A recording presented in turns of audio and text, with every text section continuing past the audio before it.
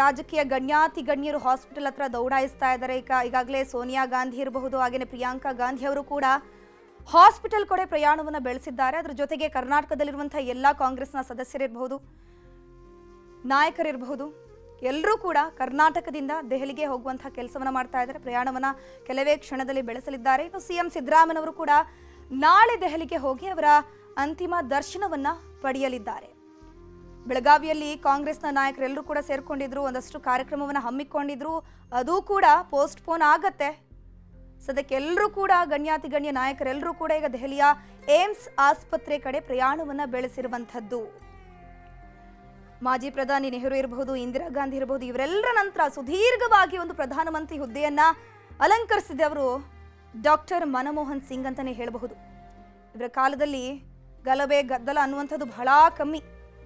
ಸೌಮ್ಯ ಸ್ವಭಾವದ ವ್ಯಕ್ತಿ ಇವರು. ಬಾಯಿ ಚಪಲಕ್ಕೆ ಏನೋ ಮಾತನಾಡುವಂತಹ ವ್ಯಕ್ತಿ ಆಗಿರಲಿಲ್ಲ ಇವರು. ಬಹಳ ಸೌಮ್ಯ ಸ್ವಭಾವದಂತಹ ವ್ಯಕ್ತಿ.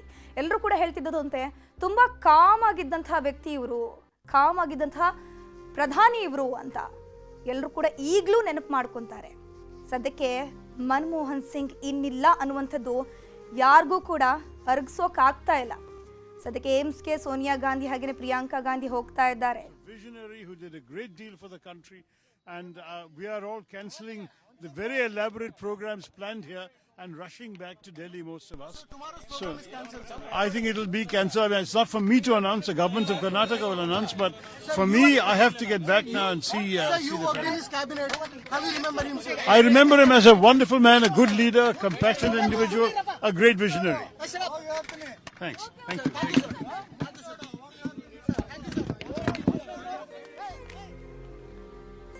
ನೋಡಿದ್ರಲ್ವಾ, ಯಾರಿಗೂ ಕೂಡ ಇದೊಂದು ಘಟನೆಯನ್ನ ಅರಗಿಸ್ಕೊಳಕ್ ಆಗ್ತಾ ಇಲ್ಲ. ದುಃಖಭರಿತರಾಗ್ತಿದ್ದಾರೆ, ಮಾತೆ ಬಾಯಿಂದ ಬರ್ತಾ ಇಲ್ಲ. ಎಲ್ಲರೂ ಕೂಡ ಆಸ್ಪತ್ರೆ ಹತ್ರ ದೌಡಾಯಿಸ್ತಾ ಇದ್ದಾರೆ. ನೋಡ್ತಾ ಇರಬಹುದು, ಗಣ್ಯಾತಿ ಗಣ್ಯರು ಬರ್ತಾ ಇದ್ದಾರೆ, ಘಟಾನುಘಟಿ ನಾಯಕರುಗಳು ಕೂಡ ಹೋಗ್ತಾ ಇದ್ದಾರೆ. ಸದ್ಯಕ್ಕೆ ತೀವ್ರ ಉಸಿರಾಟದ ತೊಂದರೆ ಹಿನ್ನೆಲೆ ಮಾಜಿ ಪ್ರಧಾನಿ ಡಾಕ್ಟರ್ ಮನಮೋಹನ್ ಸಿಂಗ್ ಅವರು ವಿಧಿವಶರಾಗಿದ್ದಾರೆ. ಸುದೀರ್ಘವಾಗಿ ರಾಜಕೀಯ ಜೀವನದಲ್ಲಿ ಸೇವೆಯನ್ನು ಸಲ್ಲಿಸಿದ್ದಾರೆ. ಒಂದೊಳ್ಳೆ ಕೆಲಸಗಳನ್ನು ಮಾಡಿದ್ದಾರೆ. 2004ರಿಂದ 2014ರವರೆಗೆ ಅಂದ್ರೆ ಪ್ರಮುಖವಾಗಿ 2 ಬಾರಿ ಅವರು ಪ್ರಧಾನಮಂತ್ರಿಯಾಗಿ ಆಯ್ಕೆಯಾಗಿದ್ರು. 2004ರಿಂದ 2009ರವರೆಗೆ, 2009ರಿಂದ 2014ರವರೆಗೆ ಸುದೀರ್ಘವಾಗಿ ಪ್ರಧಾನಮಂತ್ರಿ ಹುದ್ದೆಯನ್ನ ಅಲಂಕರಿಸಿದಂತಹ ವ್ಯಕ್ತಿ ಇವರು.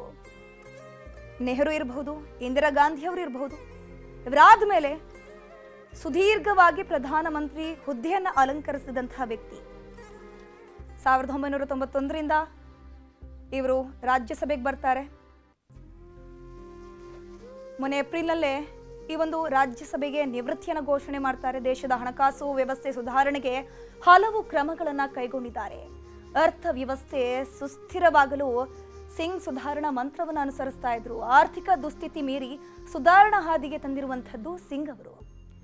ರಾವ್ ಸಿಂಗ್ ನೇತೃತ್ವದಲ್ಲಿ ಸುಧಾರಣಾ ಹಳಿ ಮೇಲೆ ಹೋಗ್ತಾ ಇತ್ತು. ಜಾಗತಿಕ ಆರ್ಥಿಕ ಕ್ಷೇತ್ರದಲ್ಲೂ ಪ್ರಖ್ಯಾತರಾಗಿದ್ರು ಮಾಜಿ ಪ್ರಧಾನಿ ಮನಮೋಹನ್ ಸಿಂಗ್ ಅವರು. ಸದ್ಯಕ್ಕೆ ಉಸಿರಾಟದ ತೊಂದರೆಯಿಂದ ಸಾವು ಬದುಕಿನ ನಡುವೆ ಹೋರಾಟವನ್ನು ನಡೆಸಿ ಕೊನೆಗೂ ಸೋತ್ ಹೋಗ್ಬಿಟ್ಟಿದ್ದಾರೆ. 2004ರಿಂದ 2014ರವರೆಗೆ ಭಾರತ ದೇಶದ ಪ್ರಧಾನಮಂತ್ರಿಯಾಗಿ ಸೇವೆಯನ್ನ ಸಲ್ಲಿಸಿದ್ರು ಡಾಕ್ಟರ್ ಮನಮೋಹನ್ ಸಿಂಗ್ ಅವರು. ಸದ್ಯಕ್ಕೆ ಮಾಜಿ ಪ್ರಧಾನಿ ಮನಮೋಹನ್ ಸಿಂಗ್ ಇನ್ನಿಲ್ಲ. ಎಲ್ಲ ಕಾಂಗ್ರೆಸ್ನ ನಾಯಕರು ಈಗ ದೆಹಲಿಯ ಏಮ್ಸ್ ಕಡೆ ಪ್ರಯಾಣವನ್ನ ಬೆಳೆಸ್ತಾ ಇದ್ದಾರೆ. ಡಿ.ಕೆ. ಶಿವಕುಮಾರ್ ಅವರು ಕೂಡ ಕೆಲವೇ ಕ್ಷಣದಲ್ಲಿ ಪ್ರೆಸ್ ಮೀಟ್ ಅನ್ನ ಕರೆದಿದ್ದಾರೆ. ಅಧಿಕಾರಿಯಾಗಿ ಕೆಲಸವನ್ನ ಮಾಡಿದಂಥವರು, ಪ್ರೊಫೆಸರ್ ಆಗಿ ಕೆಲಸವನ್ನ ಮಾಡಿದಂಥವರು ಇವರು. ಸುದೀರ್ಘ ಕಾಲ ರಾಜಕೀಯ ಜೀವನದಲ್ಲಿದ್ದು ಜನಸೇವೆ ಮಾಡಿದಂಥವರು ಇವರು. 1996ರಿಂದ 99ರವರೆಗೆ ಇವರು ಸುದೀರ್ಘ ಸೇವೆಯನ್ನು ಸಲ್ಲಿಸಿದ್ದಾರೆ. 1966ರಿಂದ 69ರವರೆಗೆ ವಿಶ್ವಸಂಸ್ಥೆಯಲ್ಲಿ ಸೇವೆಯನ್ನು ಸಲ್ಲಿಸಿದ್ರು ಇವರು. 1970ರಿಂದ 1980ರವರೆಗೆ ಭಾರತ ಸರ್ಕಾರದ ವಿವಿಧ ಇಲಾಖೆಗಳಲ್ಲಿ ಸೇವೆಯನ್ನು ಸಲ್ಲಿಸಿದ್ದಾರೆ. ಅಧಿಕಾರಿಯಾಗಿ 1972ರಲ್ಲಿ ಭಾರತ ಸರ್ಕಾರ ಆರ್ಥಿಕ ಸಲಹೆಗಾರರಾಗಿ ಇವರು ಆಯ್ಕೆಯಾಗ್ತಾರೆ. 1982ರಿಂದ 85ರವರೆಗೆ RBI ಗವರ್ನರ್ ಆಗಿ ಇವರು ಸೇವೆಯನ್ನು ಸಲ್ಲಿಸಿರ್ತಾರೆ.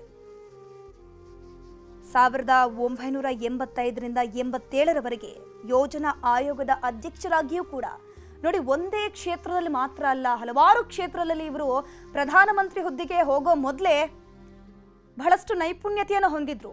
ಹಲವಾರು ಕ್ಷೇತ್ರಗಳಲ್ಲಿ ಅವರು ಕೆಲಸವನ್ನ ಮಾಡಿದ್ರು.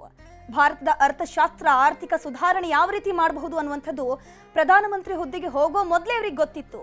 ಆಡಳಿತಗಾರನಾಗಿದ್ರು. 13ನೇ ಪ್ರಧಾನಿಯಾಗಿ ನಮ್ಮ ಭಾರತ ದೇಶಕ್ಕೆ ಆಯ್ಕೆ ಆಗಿದ್ದಂಥವರು ಇವರು 13ನೇ ಪ್ರಧಾನಿಯಾಗಿ ಆಯ್ಕೆಯಾಗಿದ್ರು.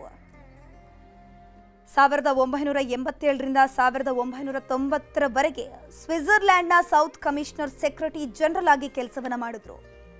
ಹಣಕಾಸು ಸಚಿವರಾಗಿಯೂ ಕೂಡ ಇವರು ಕೆಲಸವನ್ನ ಮಾಡಿರುವಂಥದ್ದು.